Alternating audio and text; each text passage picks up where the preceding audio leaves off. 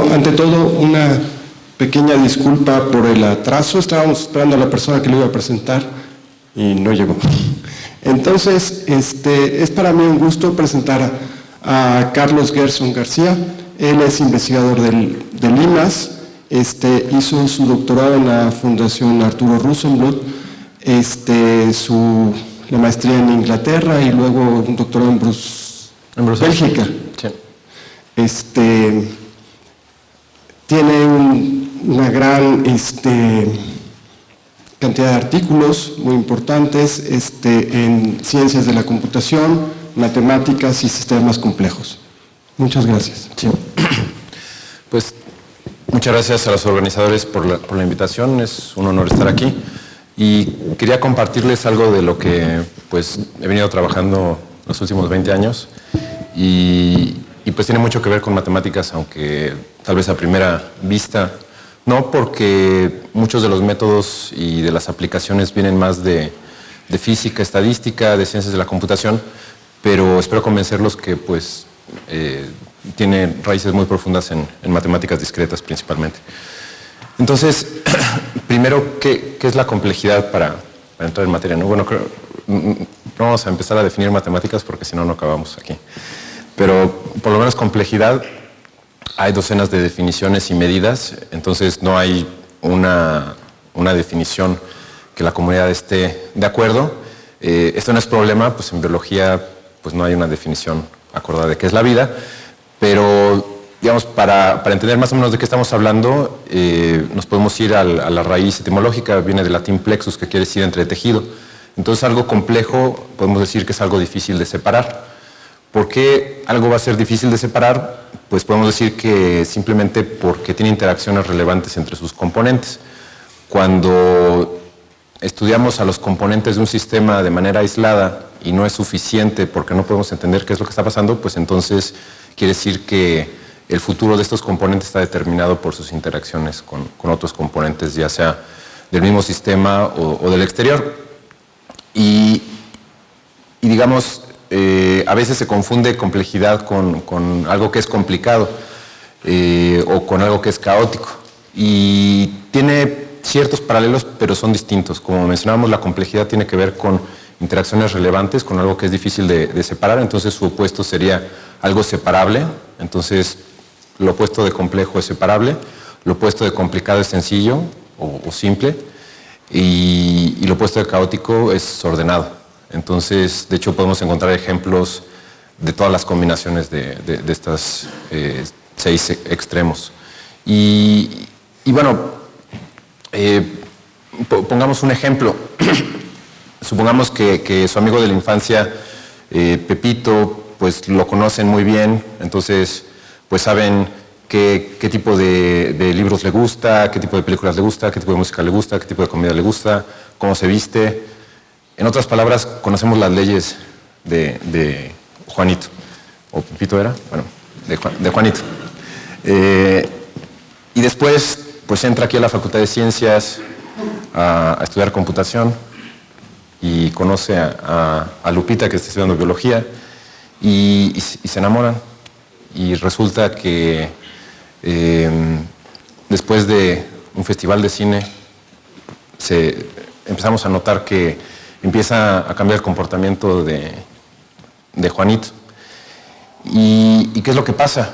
Pues ya no escucha la música que le gustaba, ya no come tantas garnachas como antes, se baña más seguido, dice menos groserías y digamos, si no estamos conscientes de la relación que empieza a entablar con Lupita, pues no vamos a entender qué es lo que está causando este cambio de comportamiento. Nosotros teníamos las leyes de Juan, que regían a Juan, pero cuando empezó a interactuar no es que, digamos, Juan nos lo hayan cambiado por un extraterrestre, aunque pareciera, sino que las interacciones cambian su comportamiento, ¿no? Afectan su comportamiento. Y supongamos que pasan los años, se gradúan, se casan y tienen un bebé. Y y vemos que la relación que las nuevas interacciones que empiezan a tener con el bebé cambian el comportamiento de cada uno, pero también cambia la naturaleza de las interacciones que ya tenían. Entonces, esto es simplemente para hacer notar que si tenemos, digamos, las leyes que rigen un sistema o una descripción completa de un sistema o de un componente de un sistema, esto no necesariamente nos va a dar una predicción completa a futuro porque se pueden dar interacciones no previstas y estas interacciones generan información nueva y esta información nueva pues no está en condiciones iniciales y de frontera. Entonces no es suficiente con lo que nos dicen los libros de texto de que si tienes las leyes de un sistema, sus condiciones iniciales y sus condiciones de frontera, entonces puedes predecir todo el futuro de ese sistema. Y como decía Leibniz, también el pasado, pero por termodinámica sabemos que por disipación eso no es posible. Se va perdiendo información en el tiempo. Y bueno, otro ejemplo podemos ver con el fútbol. Pues hay muchos casos donde vemos que los mismos jugadores pueden jugar mejor o peor dependiendo de cómo se coordinan o no se coordinan, ¿no? Entonces, muchas veces por eso le echamos siempre la culpa a los directores técnicos.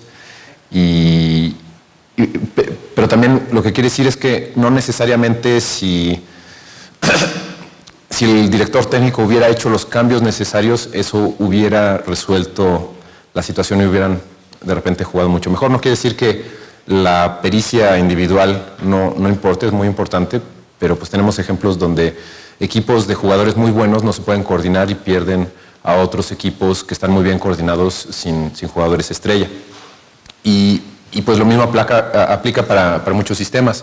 Por ejemplo, pues en nuestro sistema político, muchas veces parecería que pues, lo que necesitamos es políticos honestos, ¿no? Y en las próximas elecciones ahora sí va a venir el cambio.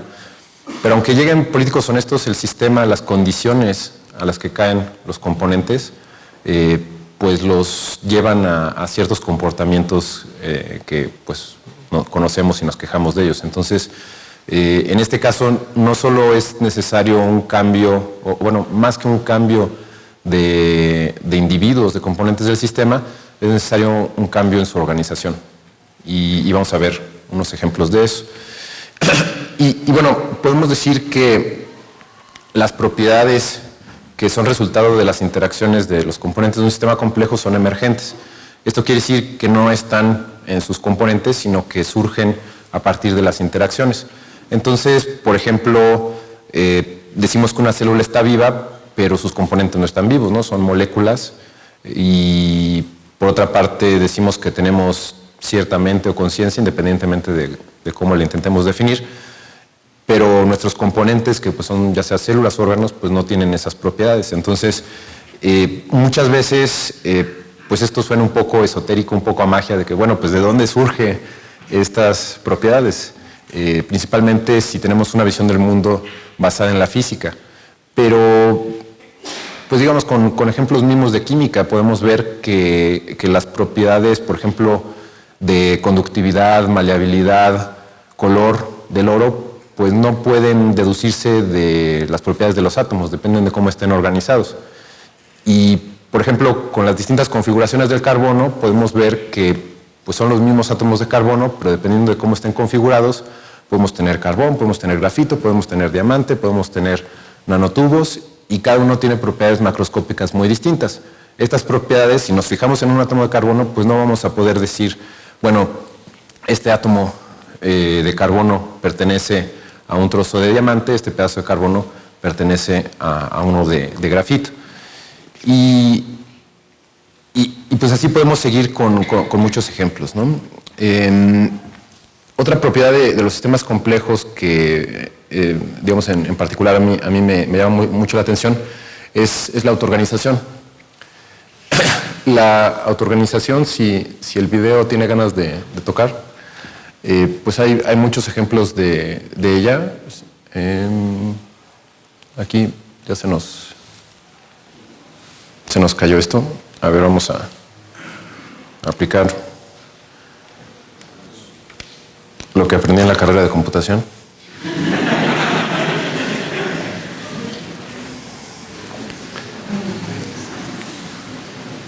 Hay un ingeniero en el auditorio.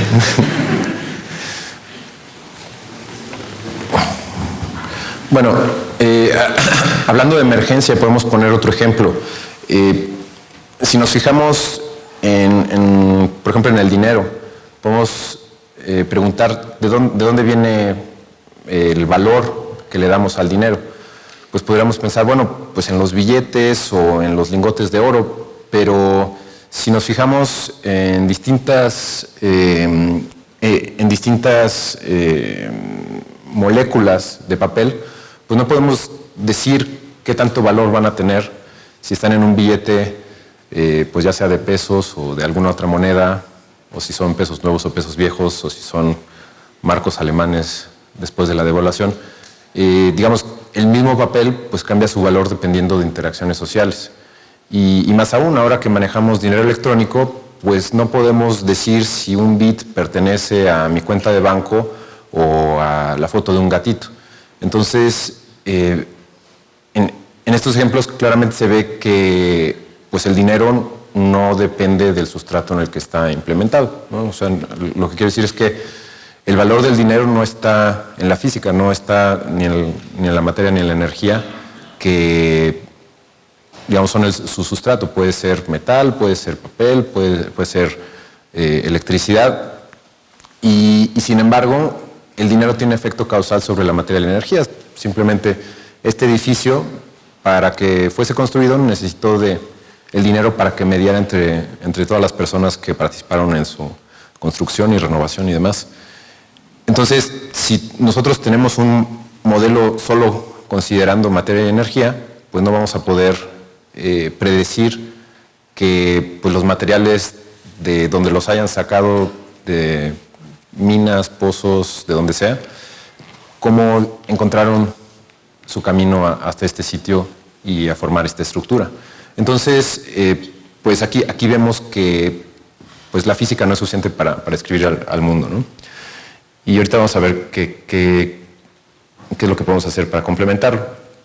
Entonces, les mencionaba que pues la autoorganización, como las parvadas de aves, los cardúmenes de peces, las multitudes de personas, pues son ejemplos de autoorganización. En muchos sistemas complejos no hay un control central, no hay un líder que le diga a todos los demás qué es lo que tienen que hacer, una jerarquía, sino que cada componente, de nuevo por medio de interacciones locales, pues toma decisiones y en base a estas adapta su comportamiento. Y esto permite una gran flexibilidad porque, vamos, en términos computacionales, se distribuye el cómputo, no se hace en serie, sino se hace en paralelo. Entonces, no solo se pueden generar patrones muy complejos, sino que se puede generar sistemas que se adapten a altos grados de complejidad. Y regresando un poco a lo que mencionaba del dinero y que nuestra descripción basada en la física no es suficiente, como complemento tenemos la información, que pues es una teoría matemática, digamos, inicialmente propuesta por Claude Shannon en 1950, y básicamente nos da las herramientas para empezar a describir la organización de los sistemas. Entonces, otro ejemplo de la importancia de la organización, podemos agarrar a un bebé koala y pues tiene ciertas propiedades y a distintos niveles. Entonces, pues a nivel molecular, pues tiene cierta distribución de moléculas y, digamos, a nivel más elevado, pues tiene cierto comportamiento.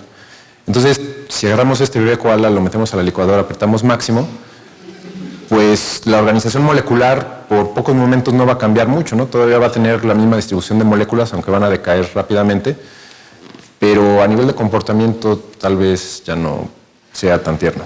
Entonces, vemos que es sumamente importante la organización y pues muchas veces se nos olvida. Y de hecho, no es tampoco que nuestros antecesores no estuvieran conscientes de las implicaciones que tiene la complejidad, sino que simplemente no se tenían las herramientas para estudiarla.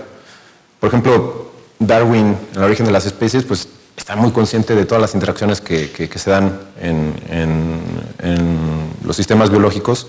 Pues la ecología naturalmente trata con sistemas, pero es hasta que se populariza las computadoras personales que se empieza a estudiar de una manera más detallada los sistemas complejos. Digo, con casos particulares desde los 50 y poquito antes, podríamos decir, que se empiezan a estudiar modelos de sistemas complejos, aunque no de una manera tan exhaustiva, porque, digamos, ningún pizarrón nos alcanza para estudiar, pues no sé, 100 variables, ¿no? Un sistema de ecuaciones con 100 variables.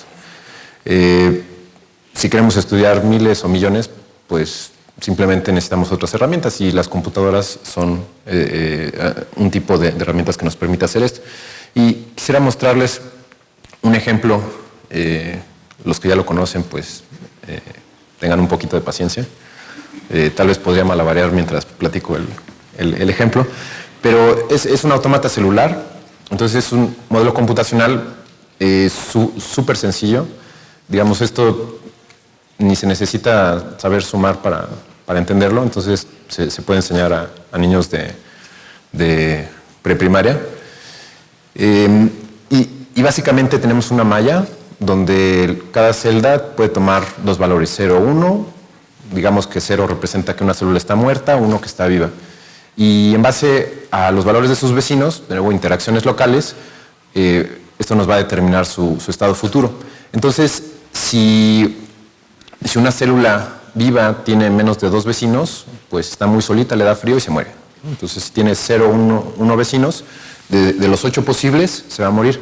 Si tiene más de 3, o sea, 4, 5, 6, 7, 8, también se muere porque no hay suficiente alimento, están hay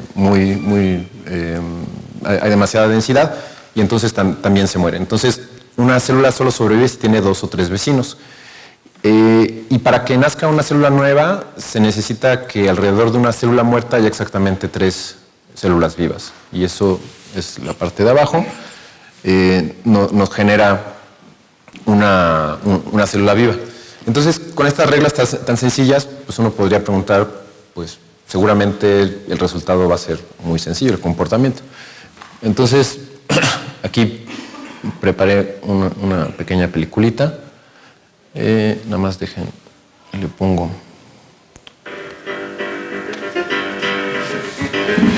Entonces, a ver, dejen, si la puedo regresar, ¿no? Entonces, se empiezan a formar patrones estables y si perturbamos el sistema, pues empieza a haber actividad. Entonces, por ejemplo, en la parte de la izquierda es una estructura que se llama un panal. Cada célula tiene 2 vecinos, entonces es estable. Pero pues aquí hay actividad que pues destruye esa estructura.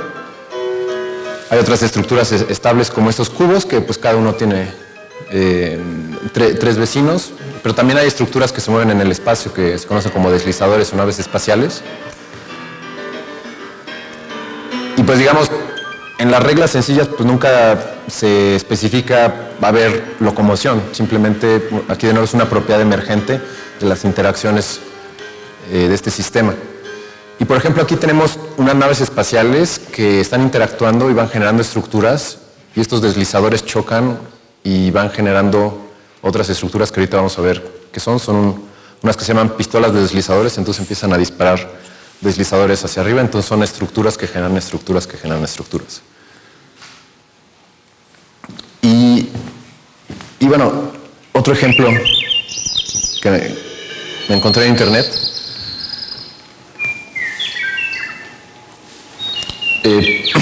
Por cierto, aquí en este sistema se puede construir una máquina de Turing, entonces es capaz de computación universal.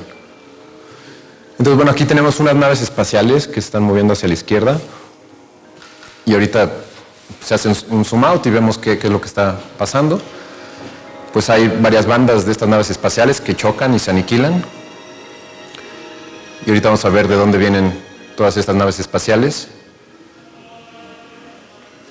Y pues hay circuitos que están produciendo estas naves espaciales y parece que están computando algo. ¿Qué es lo que están computando?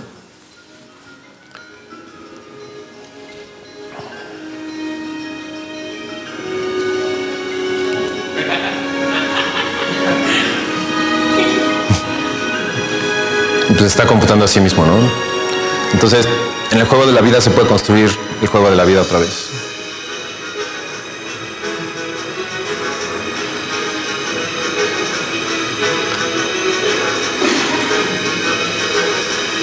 Y otra vez. Entonces, digamos, me gusta mucho este ejemplo del juego de la vida porque, digamos, tiene reglas muy sencillas, emerge comportamiento muy complejo, bueno, computación universal. Ya como programar una máquina de Turing aquí es otra cosa, ¿no? Pero en teoría se puede. Y digamos, también es un ejemplo muy claro de los límites que tenemos de la predicción, en el sentido de que podemos tener condiciones iniciales, bueno, aquí son fronteras abiertas, pero le podríamos poner fronteras. Conocemos las reglas del sistema y sin embargo, pues no podemos predecir cuál va a ser el futuro si no lo corremos. O sea, y en otras palabras, es un sistema muy sencillo, pero por ejemplo, para tener estructuras de cierto tamaño, pues se necesitan mallas pues más o menos de 1 millón de celdas, ¿no? De 1000 por 1000. Y pues no son demasiado grandes, pero digamos, es un tamaño suficiente para tener ciertas estructuras interesantes. Entonces el espacio de estados pues, es 2 a la 1 millón, ¿no? Y pues eso es un número enorme, ¿no? Entonces, simplemente no hay tiempo en el universo para explorar todos los estados posibles, todas las transiciones que pueda haber en ese espacio de estados. Entonces, lo que tenemos en este tipo de sistemas es lo que se conoce como irreducibilidad computacional. Es un término que acuñó Stephen Wolfram y básicamente nos dice que no podemos conocer el futuro del sistema hasta que llegamos ahí. En otras palabras, no hay atajos.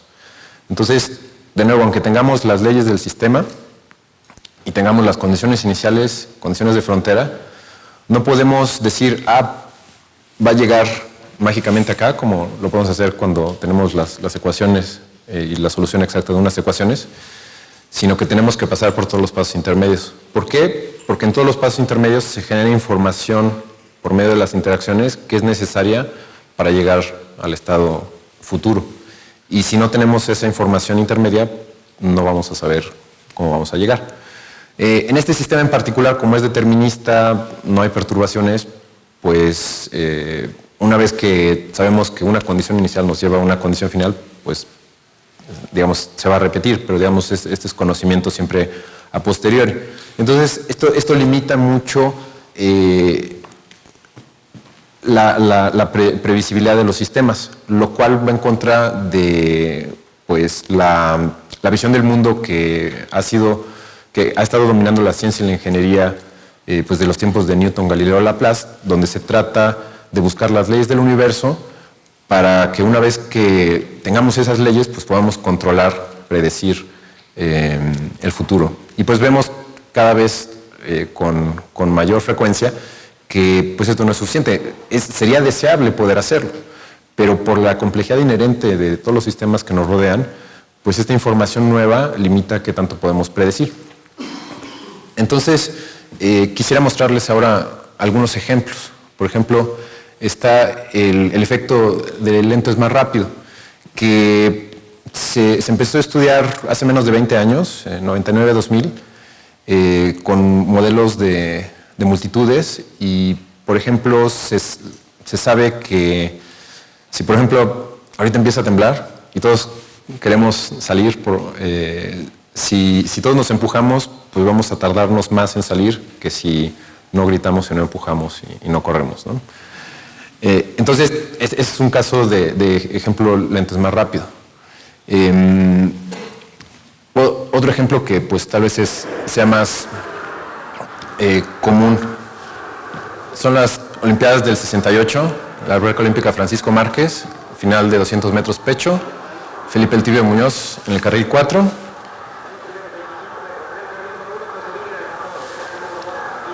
Bueno, es carril 1, 2, 3, 4, así hasta el 8. Entonces vemos que el nadador del carril 3 empieza a tomar la delantera. El del carril 5 también va adelante del carril 4.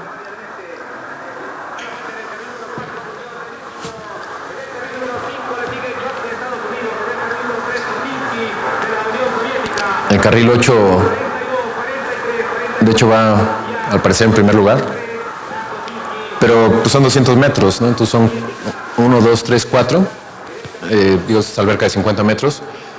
El carril 8, pues es el que va más rápido a los 100 metros, pero le faltan otros 100. Entonces, ¿qué es lo que pasa? Que se cansa, ¿no? El carril 3 le va sacando más de un cuerpo al Tibio Muñoz, pero apenas va a la mitad de la carrera, ¿no? Entonces, el Tibio Muñoz, sus primeros 100 metros fueron más lentos que los de otros 3 nadadores.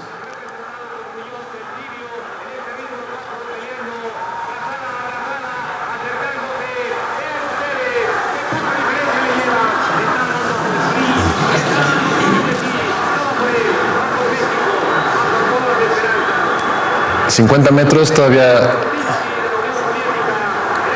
casi un cuerpo, en la vuelta ya lo alcanzó.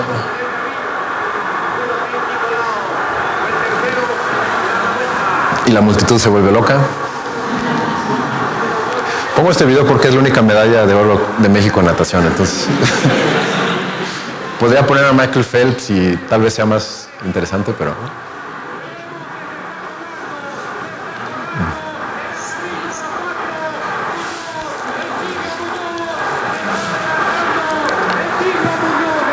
Entonces,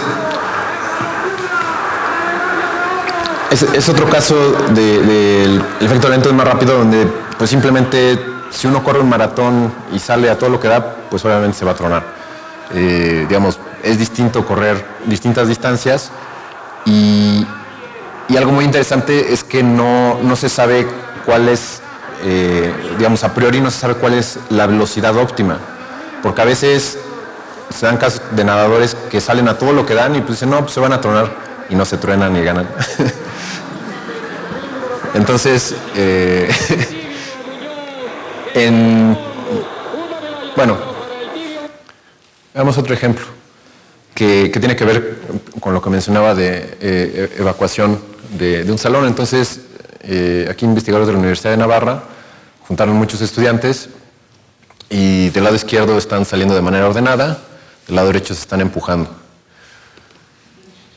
Entonces, podríamos imaginar que estamos en el metro, 8 de la mañana, 10 de la mañana. Y aunque aquí quieren salir más rápido, pues las mismas interacciones que se generan pues son de fricción. Entonces esto retrasa la evacuación y pues aquí salen más rápido, aquí salen más lento. Aquí se pueden ver espacios que la congestión genera, donde no se está aprovechando, digamos, donde el flujo se detiene, ¿no? Entonces, podríamos decir que arriba hay flujo laminar y abajo hay flujo turbulento, y esa turbulencia es la que retrasa la salida. Y digamos, otro ejemplo también se da en tráfico vehicular en carreteras. Si los vehículos quieren ir a velocidades muy elevadas, no sé, 120 kilómetros por hora, pues entonces en la carretera caben menos vehículos que si van más lento. ¿Por qué? Porque necesitan tener cierta distancia de seguridad y esta distancia depende de la velocidad a la que van. Entonces, muchas veces es más rápido que los coches vayan a una velocidad menor porque mantienen su flujo laminar en comparación de que quieran ir a velocidades muy, muy elevadas y genera flujo turbulento y genera embotellamientos fantasma. Hace como 10 años me tocó que en Venecia tenían un sistema, bueno, en las afueras de Venecia, en una autopista, tenían un sistema donde detectaban la densidad de los vehículos y en base a eso iban cambiando de manera dinámica los límites de velocidad. El problema es que la gente no lo respetaba, entonces pues, no era tan útil. Bueno, por lo menos era una medida para saber si iba a haber embotellamientos adelante o no y no, digamos, ir a ciertas velocidades. Y bueno, el mismo grupo de Navarra pues encontró que los borregos también tienen comportamientos similares.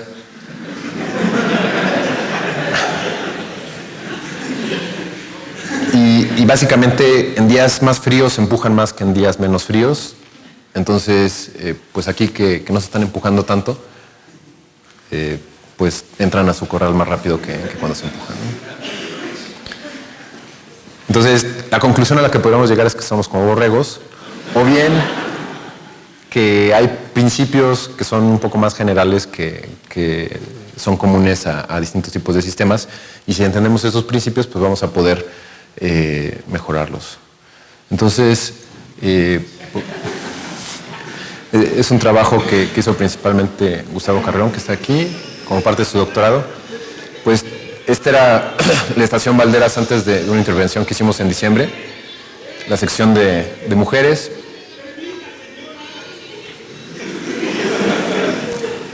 Pues no hay tanta gente, digo, sí hay mucha demanda, pero hay mucho espacio en la plataforma, digamos, no está saturado. Sin embargo, las mujeres están pegadas a la puerta, no dejan salir, no pueden entrar. Y es que esas eran las reglas de interacción. Si quieres subir, tienes que empujar. Si no, pues alguien más te va a empujar y va a subir.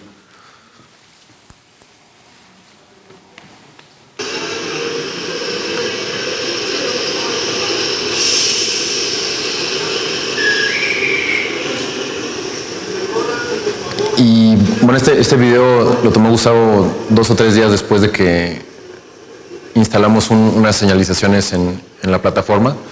Básicamente le indican a la gente dónde se van a parar las puertas, más o menos. Y algo que no esperamos es que la gente se empezara a formar. Nosotros, o sea, como que en nuestro caso ideal es que simplemente se dejara libre a la gente que saliera y pues ya después la gente se empujara para entrar. Pero básicamente lo que sucedió es que se cambiaron las interacciones entre los pasajeros. Antes, si quieres subir, tienes que empujar, y ahora, pues como hay filas, pues el primero que llegue es el primero que se suba, y ya no es necesario empujar. Digamos, si te toca esperar 3 trenes o 5 trenes, pues sabes que te vas a subir. Y entonces eso no solo hace un poco más eficiente el viaje, sino lo hace menos violento. Entonces, pues, digamos, se ha implementado lentamente en otras estaciones. Ahorita ya van como 12 estaciones que han implementado este señalamiento. Y también Gustavo ha notado que hay estaciones que no tienen estos señalamientos, pero la gente ya empieza a formarse y a seguir este comportamiento. Entonces, digamos, si entendemos la naturaleza de las interacciones de distintos sistemas en todas las disciplinas, pues entonces vamos a poder tener elementos para empezar a regular estas interacciones y de esta manera influir en el comportamiento de los sistemas para llevarlos a un estado deseado. Entonces, lo que quiero decir es que para esto pues, se necesitan matemáticas. Esto no es física, esto son matemáticas. Mucho de esto pues, requiere de métodos computacionales por la complejidad que pues, se requieren miles o millones de variables. Entonces, pues, las simulaciones son necesarias por lo que mencionamos de irreducibilidad computacional, pero todavía nos hacen falta pues, principios que puedan ser lo suficientemente generales como para que entendamos mejor cómo controlar esta complejidad en distintos sistemas, ¿no? Entonces, creo que esto es algo muy alentador y digamos, estamos viviendo en tiempos interesantes. Entonces, os quería mostrar otra simulación que hemos trabajado, que es sobre coordinación de semáforos. A ver, vamos a reducir esto un poco. Entonces, bueno, ahí se ve una parte de una simulación de una ciudad muy abstracta, que de hecho es un modelo también basado en autómatas celulares. Entonces, los puntos que se mueven representan coches, se pintan de azul si se están moviendo, de amarillo si están detenidos.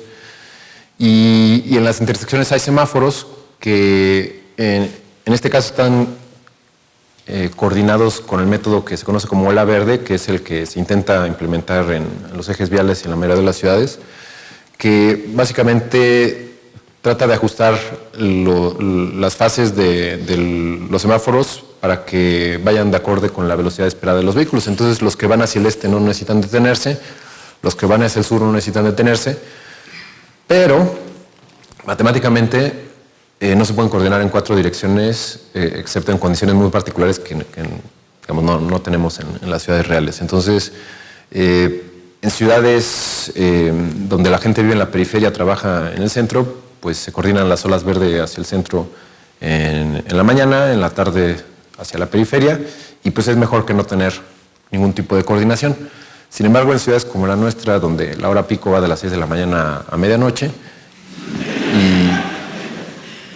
y hay tráfico en todas direcciones a todas horas, entonces si te toca la mala suerte de ir en contra de la ola verde, especialmente en las avenidas de doble sentido, pues entonces lo que ganan unos lo pierden otros, y no solo eso, sino que cuando la densidad de vehículos es mayor a la que el sistema esperaba, a ver, esto ya no alcanza a ver.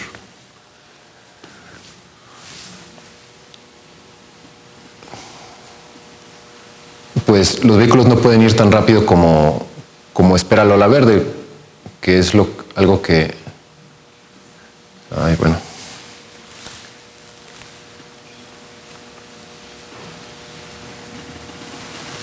Entonces, seguramente lo habrán notado que, digamos, no sé, por ejemplo, en eje central, en algunos tramos, pues sí están sincronizados, en otros no, están sincronizados los semáforos y vemos cómo se empiezan a poner en verde, pero ya hay muchos vehículos esperando. Cuando se pone en verde en las calles de adelante, entonces, pues cuando llegamos a la siguiente intersección, todavía no se empiezan a mover, entonces nosotros no alcanzamos a tener la velocidad de la ola verde, entonces, pues es menos eficiente de lo que podría ser, ¿no? Entonces, pues se empiezan a formar colas, se empiezan a bloquear las intersecciones y esto creo que nunca pasa en la ciudad. Entonces, una alternativa es utilizar autoorganización. De regreso a la densidad inicial. Creo que estaba por acá.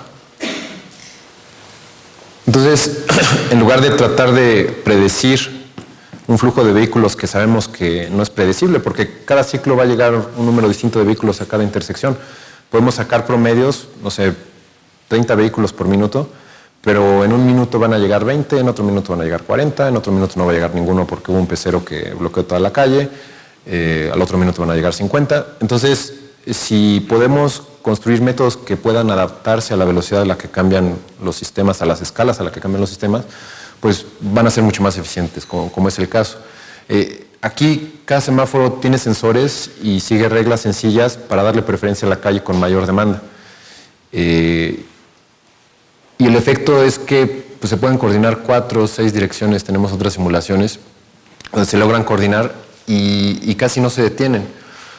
Como funciona este método es que precisamente al darle preferencia a las calles con mayor demanda, las calles que tienen pocos vehículos, pues esos van a tener que esperar un poco más antes de que se les otorgue el SIGA.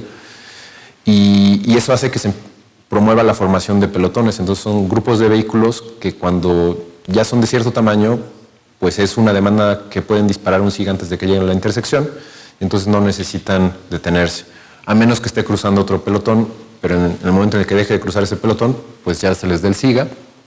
Entonces es muy eficiente y pues se alcanzan pues velocidades casi óptimas para casi todas las densidades.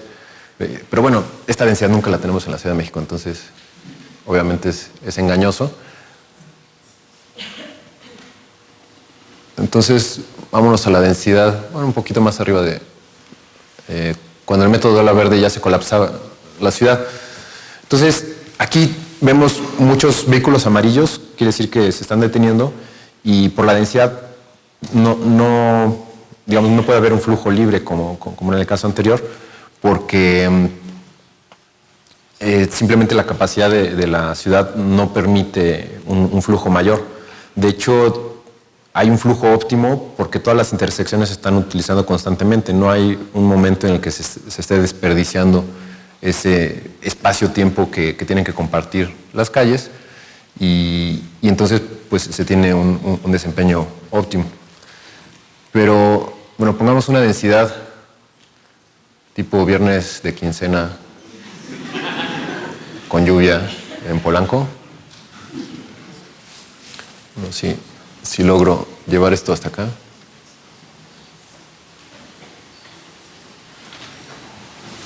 A ver, tendremos que hacerlo en 2 pasos. No, tampoco se deja. Ahí está.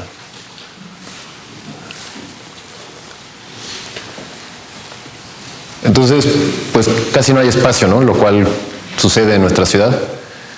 Y casi todos los coches están detenidos. Sin embargo, hay reglas que detectan si al cruzar una intersección hay vehículos detenidos y le ponen el alto a esa dirección para que no se bloquee la intersección. Y si las dos direcciones tienen las mismas condiciones, pues a las dos se les pone el alto para que no se bloquee la intersección. La primera que se libera, a esa se le da el SIGA. Y cuando ya se bloquea esa dirección, pues entonces ya se le pone el alto para que no se bloquee. Entonces, de manera análoga a las bajas densidades donde se formaban pelotones, empiezan a formar grupos de espacios que fluyen en la dirección opuesta a los vehículos. Entonces, por ejemplo, pues en la calle de hasta arriba los coches fluyen hacia la derecha y aquí fluyen hacia la izquierda, ¿no?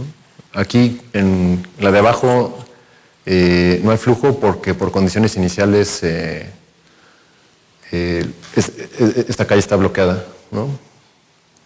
Bueno, por ahí hay una intersección bloqueada por condiciones iniciales, simplemente ya inició bloqueada, pero eso no se propaga al resto de la ciudad, nada más hay dos calles que están detenidas.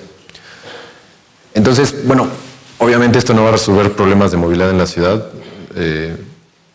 Al contrario, podría organizar con José Luis Mateos la conferencia de sistemas complejos en Cancún y pues vino gente de todo el mundo y pues hicimos una nube de palabras con los títulos, con los abstracts de, no sé, como 500 contribuciones que recibimos y las palabras más comunes no eran complejidad ni sistemas complejos, eran redes.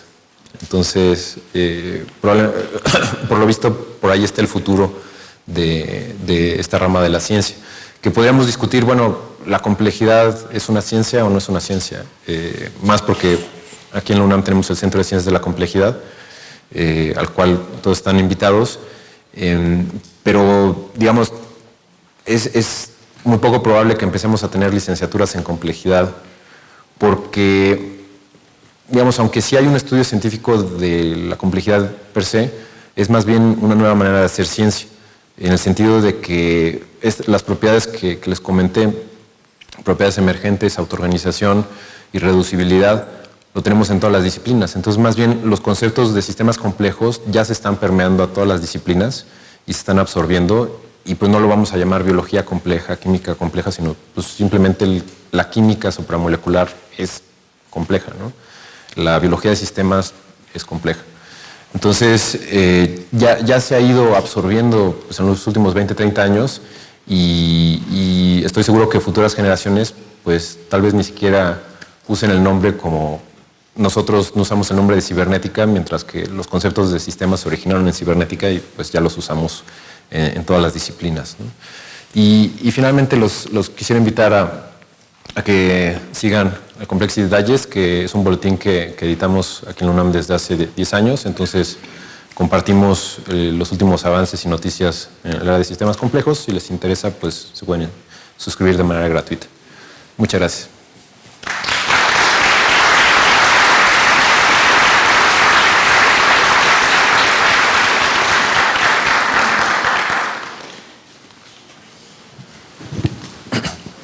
¿Preguntas? ¿Comentarios? Hola, ¿qué tal? Oye, la pregunta va encaminada a saber si ustedes tienen influencia en la planeación de Sí.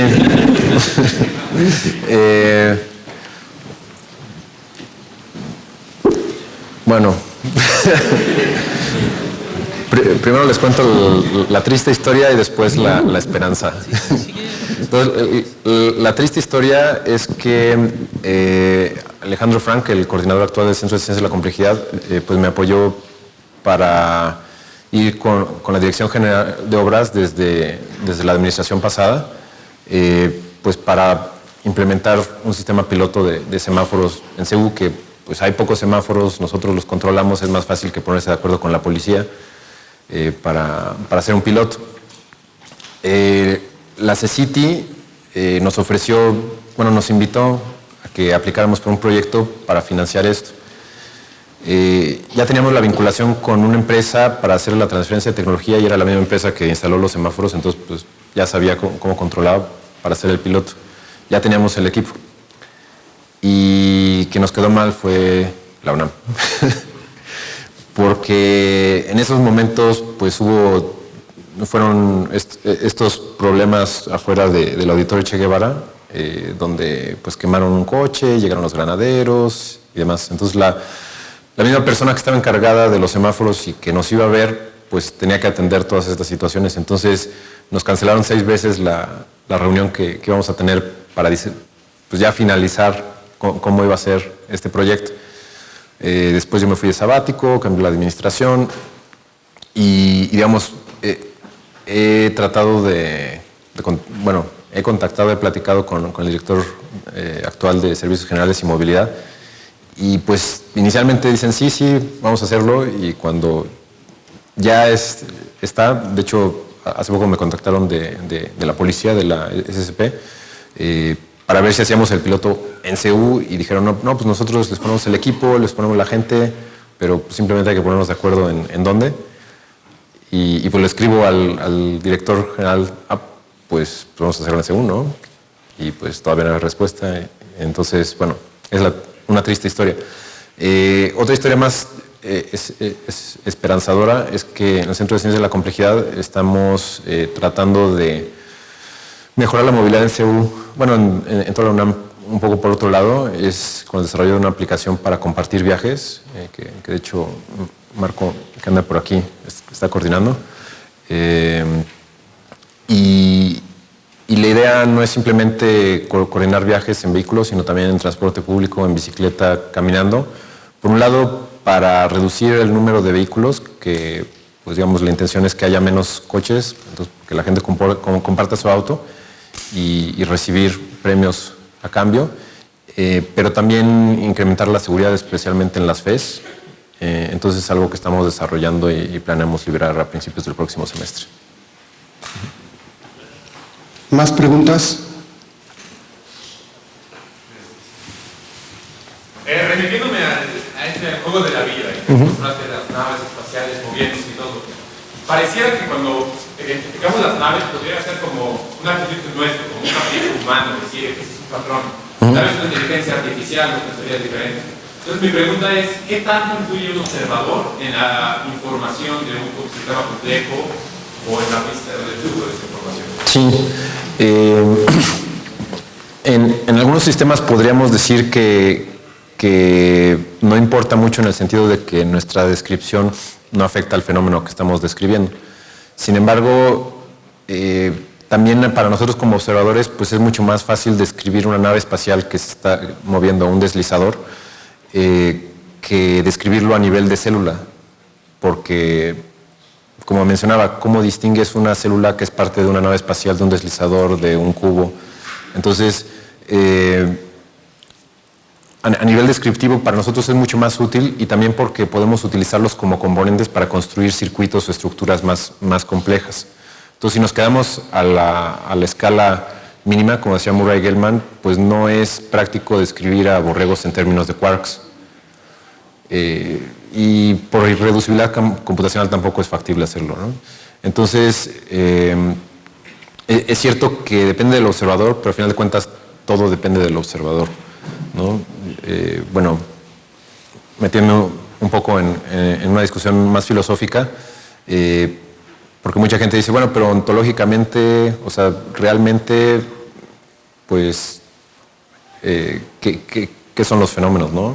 Pero aunque tratemos de decir, bueno, pues sí, las partículas elementales sí existen, en el momento en el que les ponemos la etiqueta partículas elementales, pues ya no es ontología, ya es epistemología, ¿no? Entonces, no es que no haya ontología, pero el único acceso que tenemos a la ontología es a través de la epistemología. Entonces, no podemos deshacernos del observador completamente. La ciencia no puede ser 100% objetiva porque usamos lenguaje. Entonces, más que tratar de eliminar al observador, es incluirlo en nuestra descripción, porque es cierto que distintas descripciones pues cambian al fenómeno, ¿no? Entonces, o sea, si tenemos el mismo fenómeno y lo observamos desde distintas perspectivas o utilizando distintos vocabularios, podemos describirlo de distintas maneras y no es que una esté mejor que otra, simplemente son perspectivas distintas, ¿no? Entonces, por ejemplo, en un artículo ya de 2003 tenemos un ejemplo donde un sistema termodinámico muy sencillo, dependiendo de cómo hagas la separación de sus estados, bueno, sea microestados en macroestados, si los haces así o así, puedes decir que el sistema incrementa su entropía o disminuye su entropía en el tiempo, ¿no? Entonces depende mucho del observador en ese caso también. ¿Más preguntas? Perdón, nada más para complementar, hay casos donde aún sin observador sí tiene influencia, que es cuando hay causalidad hacia abajo, porque normalmente, especialmente en la física, pues dicen, no, pues es que toda la causalidad va hacia arriba. Pero, por ejemplo, un caso sencillo, en ratones, si se les ponen en condiciones estresantes, pues el metabolismo de sus células cambia. Entonces tenemos una descripción de las células, pero no tenemos la descripción más arriba. Bueno, ahí no necesitamos descripción, simplemente las condiciones del organismo afectan a los individuos. Entonces ahí hay causalidad de arriba hacia abajo, que es a nivel de hormonas, ¿no? O sea, la situación en la que el organismo se encuentra genera hormonas en ciertas glándulas, esas glándulas llegan a las células y cambian el comportamiento de las células. Entonces, pues digamos, es del organismo hacia las células. A ver, yo sí tenía una pregunta. En el tráfico, ¿las leyes locales son continuas, discretas? Discretas. Yo me imagino de que pues, si hay un coche no avanzo y si hay un espacio avanzo. Sí, bueno, por un lado están los modelos de tráfico, que pues esos de hecho son independientes de la regulación de los semáforos. Entonces, pues sí, decidir el comportamiento de los coches, que por ejemplo Luis Enrique Cortés, que se acaba de doctorar, él estudió modelos de tráfico un poco más complejos donde se incluía comportamiento de los conductores. Entonces estudiaba cuál es el efecto de los conductores en el tráfico vehicular, usando teoría de juegos. Entonces, digamos, eso pues es un poco aparte, y la coordinación de los semáforos pues es discreta, son reglas subsumidas, en el sentido de que tienen cierta jerarquía las reglas. Jorge Zapotecatl, el otro estudiante de doctorado, está trabajando en esto. Inicialmente yo tenía 6 reglas, él las redujo a 3 reglas, y ni siquiera se necesita comunicación entre los semáforos, porque la información se transmite a través de los vehículos. Como cada intersección tiene sensores y detecta cuántos vehículos están aproximando a cierta distancia, pues eso es equivalente a que una intersección le diga a otra, pues espera tantos vehículos en tanto tiempo, porque esta intersección los detecta sin necesidad de comunicación. Ya. Y otra pregunta rápida. Sí. Si las líneas funcionan tan bien, ¿por qué van tan lento en poner las líneas en el metro? ¿No hay como 100 estaciones? Es que ya hay en 12. Sí. ¿Les ayudamos a pintar? Esa es una buena pregunta. El argumento del director del metro es que lo quiere hacer poco a poco para, digamos, como que para ir educando a los pasajeros de una estación. Entonces hay gente principalmente de Injuve y de Ola Naranja y inicialmente de Protección Civil, que cuando se instala en una estación pues están ahí coordinando a la gente y pues les está explicando más o menos cómo tienen que hacer. Y y básicamente lo quieren hacer así para que desde el principio los pasajeros empiecen a respetar las señales, porque consideran que por otras experiencias que han tenido, si hacen, o sea, si de repente pusieron en todas las estaciones, pero no se, digamos, no se revisa que se respeten, pues si la gente empieza sin respetarlas, después ya nunca lo va a hacer, ¿no? Entonces, esa es su explicación. Ya. Sí, suena. Sí. Bueno, pues muchas gracias. Gracias a ustedes. Todo el mundo ya se nos fue.